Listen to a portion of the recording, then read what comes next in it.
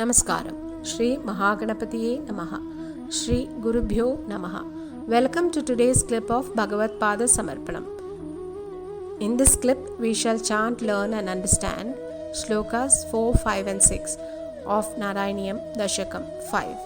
Let us first chant the sloka and understand the meaning. Dashakam 5, Sloka 4.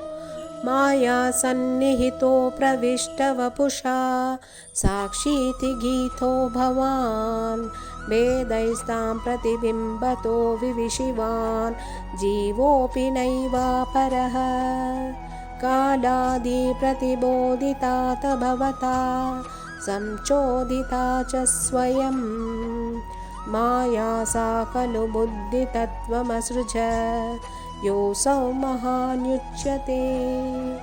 In this sloka, Bhattadri tells the Lord, you are with the Maya and yet have a form which is not enveloped in Maya.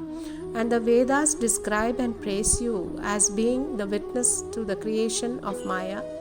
And you yourself enter into the Maya as reflections and become the Jivatma. Time, action and nature have all been ordained by you. The very same Maya, influenced by these forces, create the principle of intelligence and wisdom, which is called the great concept or the Mahat Tattva. Here we can understand the Mahat Tattva by taking the example of electricity, which is only one, that when we connect it to a TV, it comes as a video. But when the same electricity connected to a fan becomes air, and when connected to a light, it removes darkness and the light glows. The concept being the same, that is electricity, but when connected to different appliances, the characteristics of the electricity differ. That is how we can understand the Mahat Tattva. Dashakam 5, Shloka 5.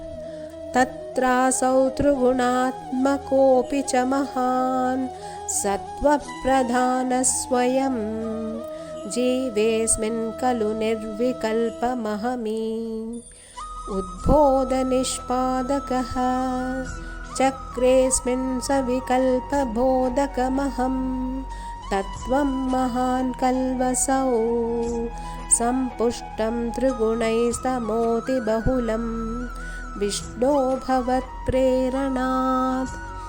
In these affairs of Maya, though this great concept called the Mahat Tattva is endowed with the Trigunas, Sattva, Rajas and Tamas, the Sattva aspect dominates it and without any bias creates the sense of me and myself in the individual souls. The same intelligence being predominantly tamasic in nature created the cognizance of qualified self. And Bhattadri says here, O Lord Vishnu, due to your suggestion, this great concept, when its base qualities dominate, creates the sense of pride and egoism or ahankara in individual souls. Dashakam 5, Sloka 6.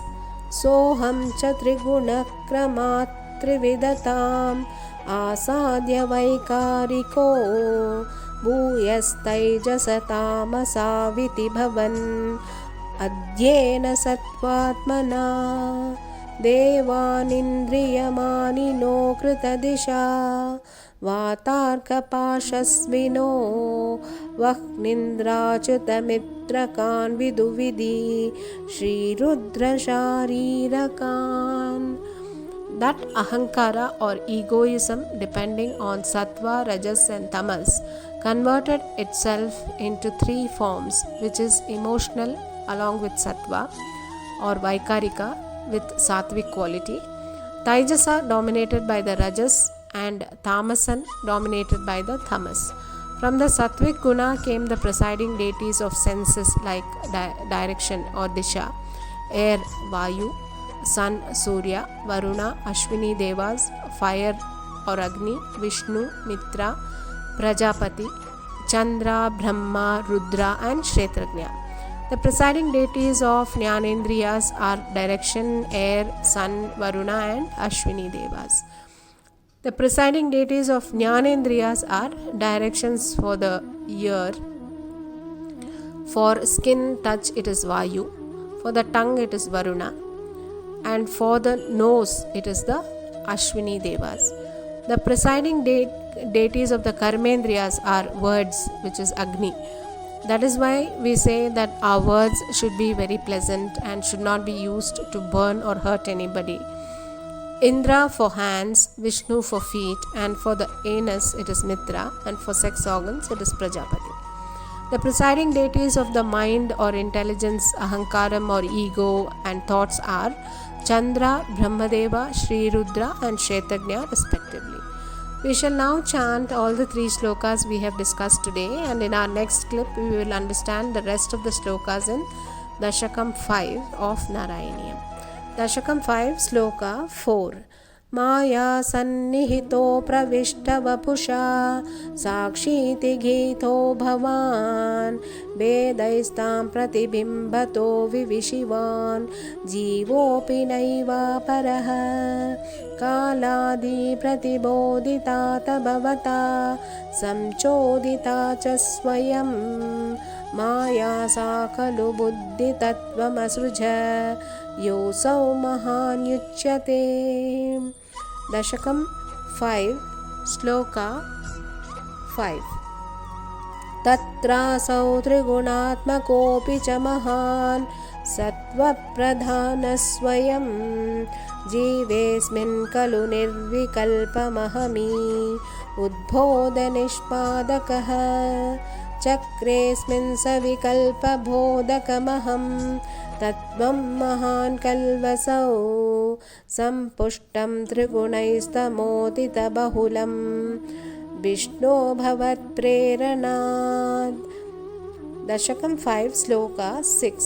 Soham cha trigunakrama trividatam asadhya vaikhariko bhuyastaijasatamasaviti bhavan adhyena satvatmanam देवानिन्द्रियमानिनो कृतदिशा वातार्कपाशस्विनो वह्निन्द्राच्युतमित्रकान् विदुविधि श्रीरुद्रशारीरकान्.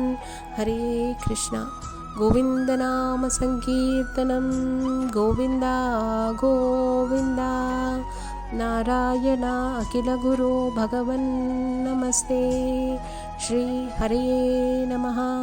Shri Mahaperiva शरणम्.